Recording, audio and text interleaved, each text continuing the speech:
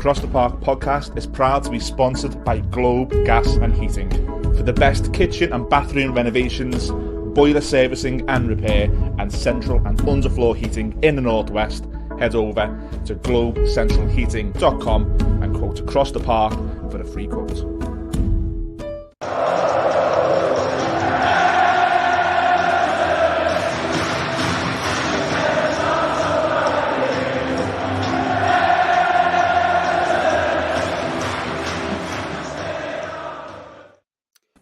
Hello everyone, welcome back to Across the Park podcast, and Merry Christmas to everyone. I'm sure if you're listening and viewing this, you're on the run into Christmas now. Hopefully you've finished work and you're starting to kick back. Hopefully you're sitting there with the Baileys in your hands and you're getting in the festive spirit. And for the Blues, hopefully we can continue our run in the good run of form in the league. Delighted to be joined by Lee, the Dorset Spur, to preview the game on the 23rd, Saturday the 23rd. Just saying to Lee, I don't even know what day it is, because it's weird that we're having a Saturday 3 o'clock kickoff so close to Christmas. But anyway, Lee, Merry Christmas to you. How are you? Yeah, Merry Christmas. Thanks for having me on. I appreciate it. I did come on last year and different circumstances last year than maybe this year. But yeah, so good to be back. Thanks for having me on again. The pleasure is all ours, Lee. And yeah, you're right. It's slightly different circumstances in that I don't think we're probably too far away in the league to what we were last season, but it feels a lot more of a positive place to be at the moment, despite our lovely 10-point deduction that we received recently off the Premier League. But we're not going to go there on this particular episode. Okay. Lee, just to give you a bit of a feel, and we spoke off air before we come on, for what we want to try and achieve in this particular episode, it's focused on Spurs really. As we know a lot about Everton, we know what decent form we're in at the moment. A lot of interesting things going on at Spurs at the moment.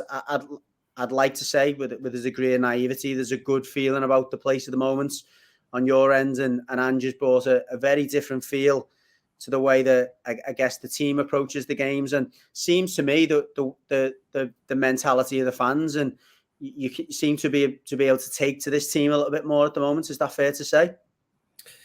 Yeah, I mean, it's so different to how it's been. And I think, one of the key things for me is we get banter all the time for being a team that doesn't win anything, doesn't win trophies, all that kind of stuff, right? We get that. We get that so much, right? It's a bit of a joke. And up until when we had Pochettino going all the way back there was always the feeling it was coming. It was coming. We're just missing that slight thing. And so when they went for Mourinho and Conte and stuff, you're kind of thinking to yourself, this is that step, just to get that monkey off our back and move on. But for me, what that period has taught me is I want a trophy, but not at any cost.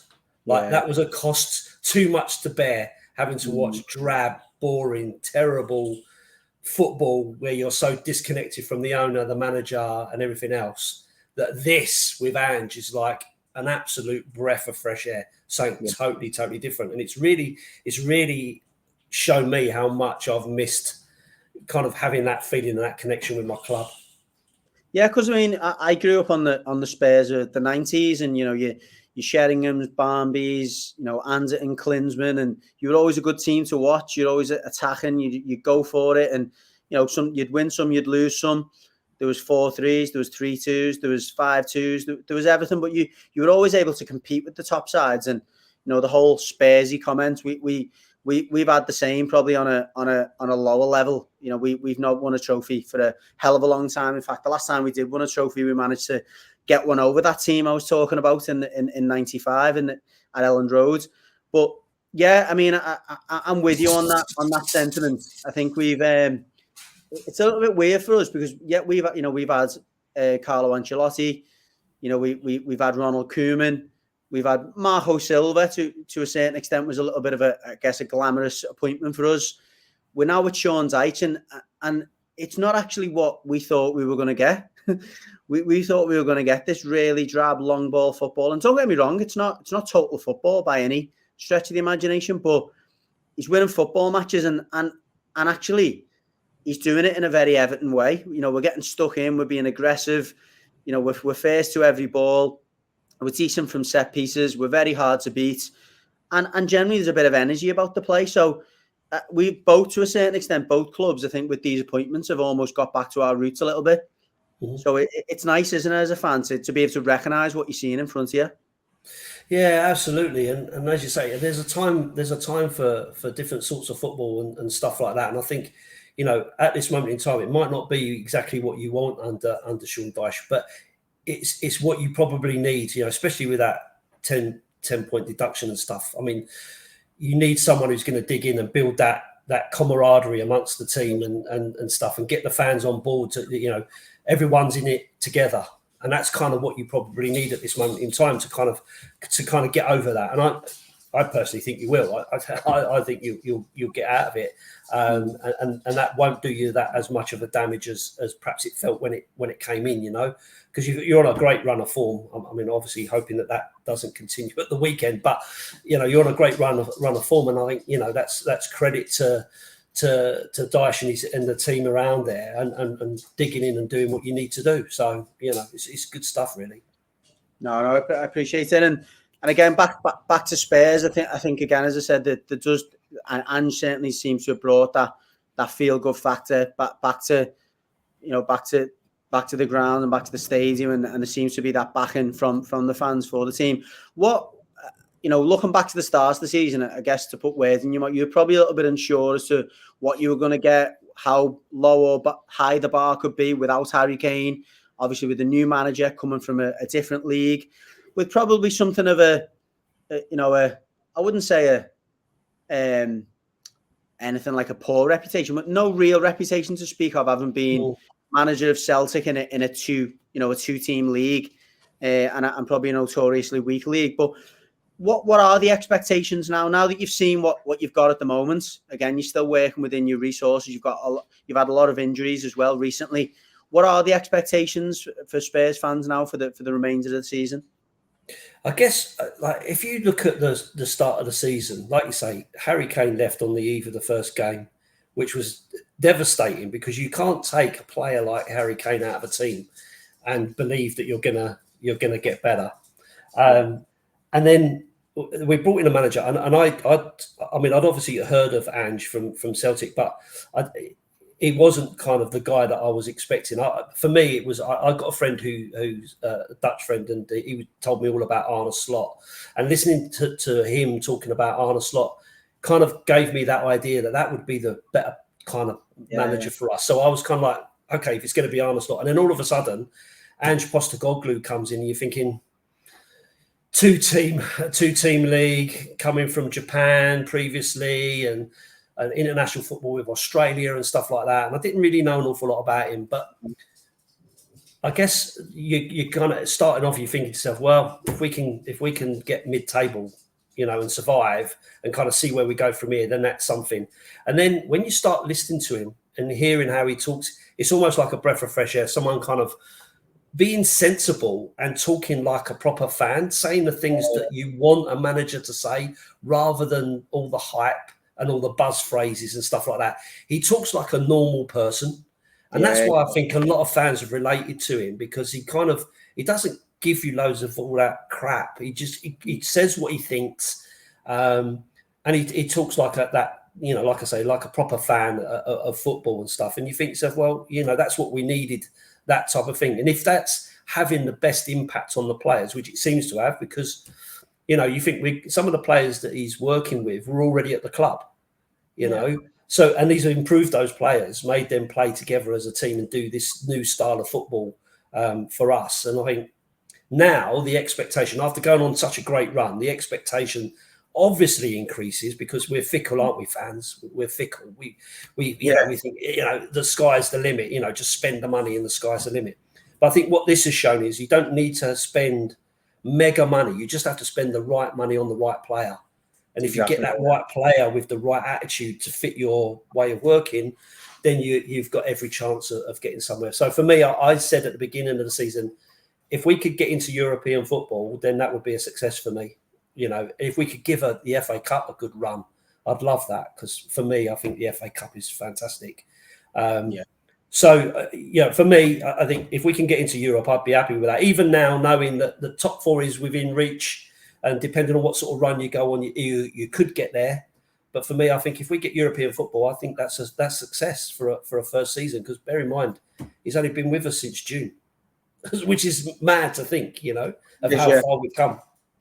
And as you say, put it into context of losing Harry Kane so close to the start of the season. I mean, for me, and I'm not saying I had some kind of, not like it was the most miraculous thing in the end, but as soon as you signed Maddison, I had a feeling Kane was going. I couldn't see how Kane, it sounds bizarre, I couldn't see how Kane and Maddison were going to fit into the same system, given the way that Kane has developed this style of play, dropping in as almost a false 10, but then kind of arriving late in the box. That's kind of the area of the pitch that Maddison likes to occupy, and he'd done so very well in those first 6 to 8 weeks. He was outstanding for you, and I thought the style of play and the team, and I think maybe the simplicity of Ange's approach got another level out of Maddison. He's a better player than even I gave him credit for at Leicester. Yeah, no, I agree. And I mean, we all wanted to see Maddison and Kane play and give Kane the opportunity to be where you want him to be, right up there, banging the goals into the back of the net. So we've obviously struggled for goals without him, which is mad now when you look at all the goal scorers that we've had have come from across the pitch. So, like I say, it's mad to think that you can lose a player like Kane and become, I wouldn't say necessarily a better team. I know what you mean, yeah. A more well-rounded team. Yeah, probably a bit more rounded, a bit more, the pressure's on all of them rather than just on one man who's carrying the team on his shoulders and everything else. And I think that's probably for the benefit of the club in the longer term. But obviously, bitterly disappointed to lose someone of that quality, But hopefully he'll get the credit he deserves by going on and winning some trophies somewhere, and people will recognise him for the player that he really is, and not get the kind of bad press that he gets, which I don't think he deserves personally. No, it's bizarre. I think anyone who's given any bad press towards Harry Kane's absolutely insane and doesn't understand the game whatsoever. For me, and again, I'm sure there's a large proportion of your fans who feel the same. I think he's going to Germany to scratch that itch in terms of getting a few trophies, maybe competing in a slightly different context, playing for what is the best team in that league. I think he'll be back. I think he'll be back in a couple of years' time. Maybe, hopefully for your sake, he's back in the mix again in terms of up in the top 2 and 3. And I think he'll be more than happy to come back and maybe repay the faith that you guys have put in. Not that he's done any disservice to the club. I think you'll probably, a lot of your fans were very gracious in the way that he left, and you knew that he'd kind of give you almost more years than he could or should have done. But I think I've got a feeling he'll be back, and I'm sure that's the hope amongst a lot of fans as well. Maybe. Yeah, absolutely. The fans will tell you that they would want him to come back. Whether he does or not, I don't know. I think if he wants to come back, he wants to come back to break the Premier League scoring record rather than anything else. Whether he needs to do that at Tottenham or not is up for debate, isn't it? I think maybe if he can get the Bundesliga title and some cups over there, maybe the Champions League, maybe that's an opportunity. But personally, I think he'll probably go to Spain. I think he'll go to Spain, see if he can do something there. And if he don't win the Champions League, put it that way, I think that may be an option, and then come back, because he's talking about playing until he's like 40, which I don't think he doesn't rely on his pace, does he? He doesn't rely on his pace. Well, I think he could probably get away with it. So we'll see. We'll see. I mean, I'm an old romantic. I'd love to see him come back and do something at Spurs, but whether he will or not, I don't know. Football's a funny game, isn't it? So, as a great man once said. Yeah, I think if you had the choice of him going to Spain or coming back to the Premier League and playing for someone else, I know which one you'd go for. Yeah, for me, I'd rather see him in Madrid or somewhere like that. You wouldn't want to see him in other colours in the Premier League, would you? No, definitely not. But anyway, onto the current squad, and the what we've got available coming into the game on Saturday. Again, just enlighten us a little bit on how you. And not that it's going to be any different for Ange. I think he approaches most games similar. But given what you've got at your disposal, how does this Spurs approach the game against Everton? How's the game won for Spurs? I think we'll, as you say, I think he'll approach it in exactly the same way. I think we'll do exactly what we've been doing. It'll be a high line. It'll try and press and push early, try and get that goal at the start and put you under pressure. Maybe put it so that you have to come out a little bit if you guys decide to sit deep or anything like that and hit on the counter. He'll want to try and get you to come out a little bit to create those spaces. We are struggling. Obviously, we've got Bissouma out now. Udogi's out, so that's going to create even more problems at the back because obviously we're struggling at the back with the players that we've got. Van der Ven coming in has been a brilliant signing for us, absolutely brilliant, and you can't replace him with a guy like Davies, who, to be fair, I think has had who's done pretty well over the last sort of few games. But I think it's going to mean someone like Emerson Royale at left back. And he's a right back, so you're playing a left back at right back, and I'm not his biggest fan even at right back, so that kind of worries me a little bit.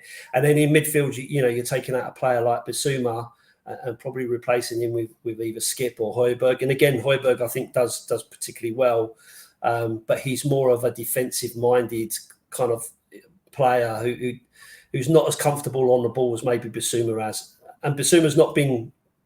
He's not been great over the last couple of games. His form's dropped off a little bit. I'm not sure what's going on there, but yeah. So I think for us it'll be pretty much of the same of what we do, and it'll kind of depend on what Everton do. If you give us space, I think we could probably punish her because our front attacking options are pretty good, and I think that's what he'll want. He'll want to try and draw you out rather than have a low block or anything of that nature. But I think it'll be a pretty physical game. I think there'll be some physicality in it. I think there'll be some tough tackles and stuff. And I just hope the referee doesn't spoil it and kind of go too soon with cards and stuff like that. Because I think it kind of takes it away from it when you've got that. When you need a little bit of aggression in there. Nothing over the top, obviously, but you need that little bit of aggression in there of passion to try to win the game.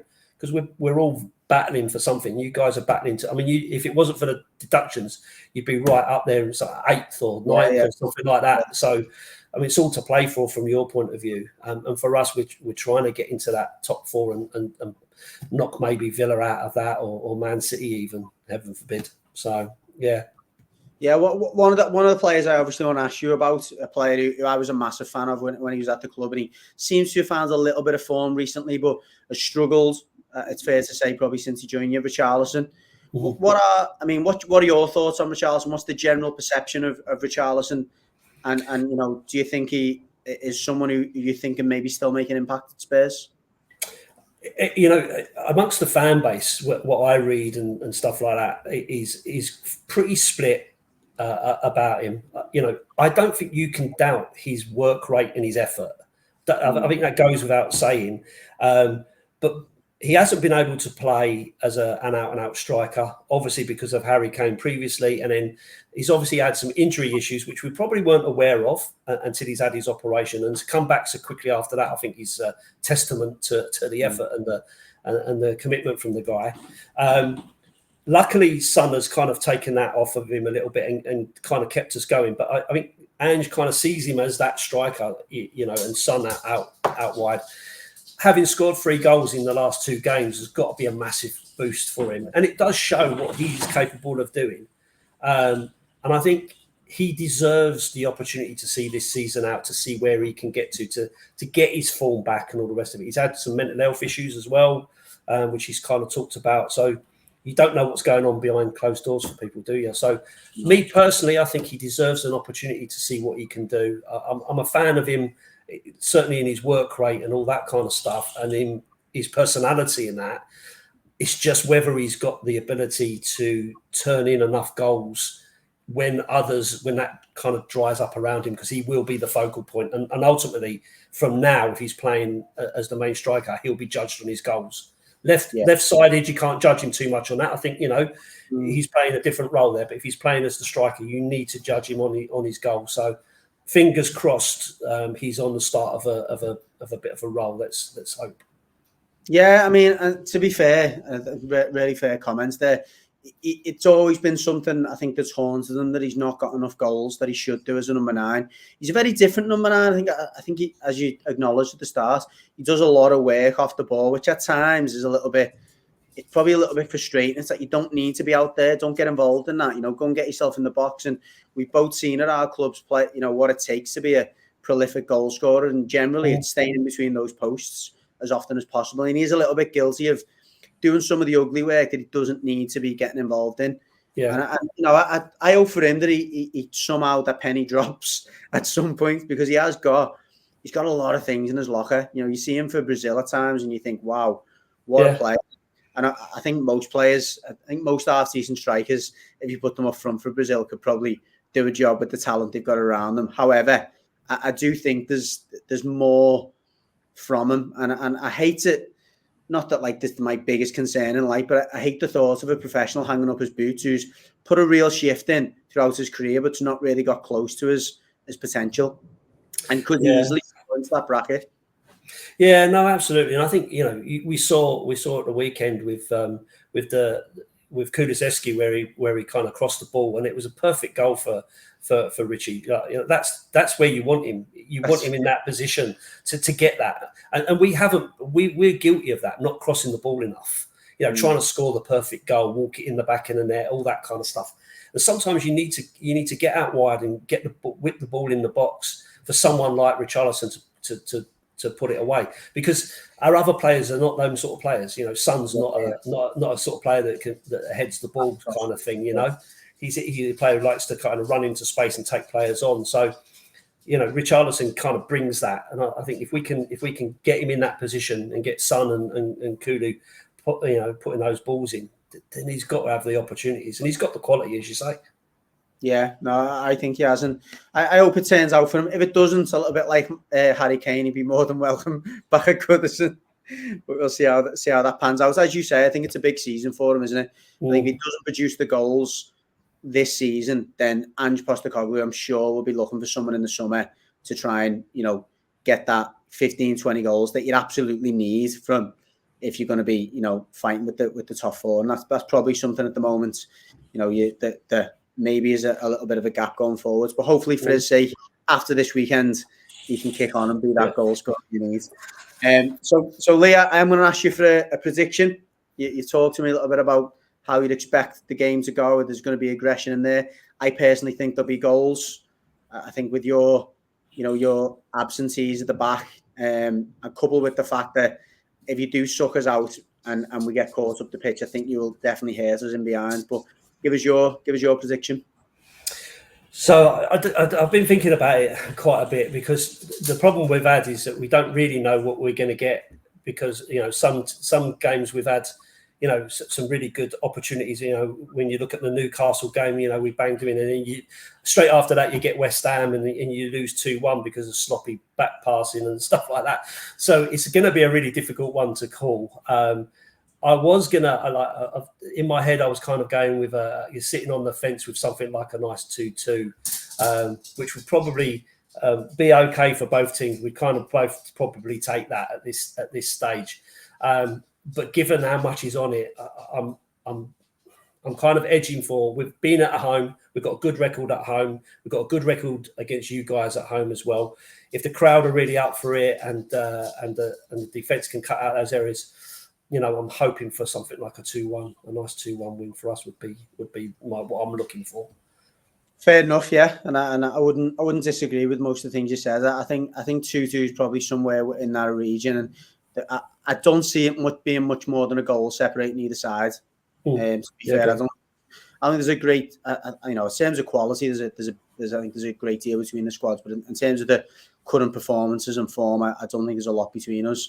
But yeah, no, thanks so much for your time, Lee. For any of the Blues or Spurs fans who are watching, please give Lee a follow. It's at Dorset Spur on Twitter. We've been following Lee for quite some time. Some really great content, particularly on a match day. His YouTube channel is Lee the Dorset Spur.